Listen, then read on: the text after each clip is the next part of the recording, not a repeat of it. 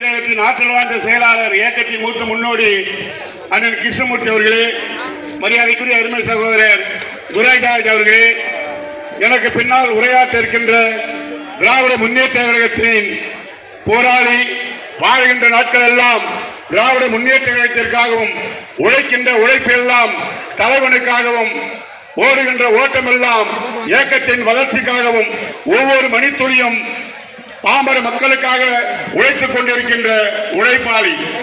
ஒரு மாவட்ட செயலாளர் என்றால் எப்படி இருக்க வேண்டும், ஒரு சட்டமன்ற உறுப்பினர் என்றால் எப்படி இருக்க வேண்டும், ஒரு அமைச்சர் என்றால் எப்படி இருக்க வேண்டும் என்று உதாரணமாக இந்திய திருநாட்டிலே முன்னுதாரணமாக இருக்கின்ற என் ஆருயிர் அண்ணன் வாழ்கின்ற நாட்களிலே ஆற்றுகின்ற பணியால் ஓடுகின்ற ஓட்டத்தால் மாண்புமிகு தமிழக முதல்வர் அவர்களின் இதயத்திலே தனி சிம்மாசனம் போட்டு அமைந்திருக்கும் என் ஆருயிர் அண்ணன் திராவிட முன்னேற்ற கழகத்தின் வரலாறு எழுதுகின்ற போது இவர் இல்லாமல் எழுத முடியாத அளவிற்கு உழைக்கின்ற ஒரு கடும் உழைப்பாளி, தன்னுடைய இறுதி மூச்சு இருக்கின்றவரை இயக்கம் என்பே உயிர் மூச்சாக நிலைத்து வாழுகின்ற ஒரு போராளி என் ஆருயிர் அண்ணன்.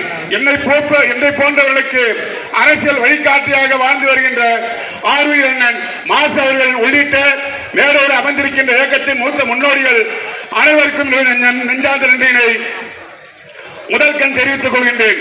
உரையாற்ற வருவதற்கு முன்னால் ஆருயிர் அண்ணன் அன்பரசன் அவர்கள் ஒரே நிமிடம் என்று கூறினார். ஒரே நிமிடம் என்றால் எழுந்து உட்கார்ந்து விட வேண்டியதுதான்.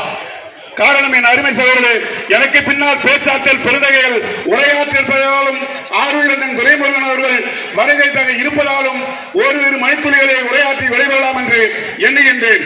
அருமையான தலைப்பு.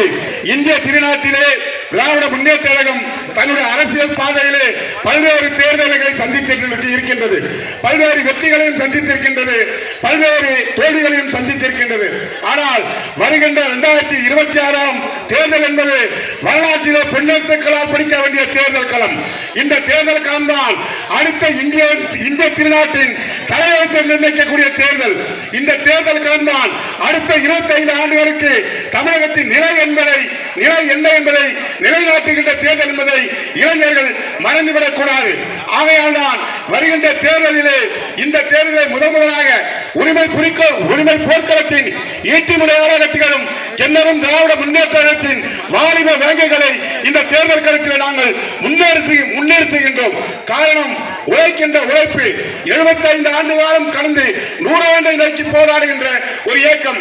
என் அருமை தாய்மார்களே, இங்கே வருகை தந்திருக்கின்ற இளைஞரின் தம்பிமார்களே, இந்த இயக்கம் தான் நமக்காக பாடுபடுகின்ற இயக்கம். இந்த தலைவன் தான் நமக்காக உழைக்கின்ற ஒரு தலைவன். இந்த தலைவனில் தான் ஜனநாயகம் நிலைக்கின்ற ஒரே இயக்கம் திராவிட முன்னேற்ற கழகம் என்பதை நீங்கள் நிலைநிறுத்தி கொள்ள வேண்டும்.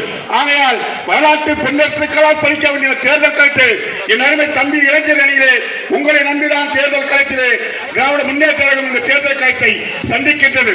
அது மட்டுமல்ல, வருங்கால தேர்தல் களத்தின் யுத்தக்கள தேரை ஓட்டப் போவது மாண்புமிகு தமிழகத்தின் துணை முதல்வர் அண்ணன் உதயநிதி ஸ்டாலின் என்பதை நீங்கள் மறந்துவிடக் கூடாது.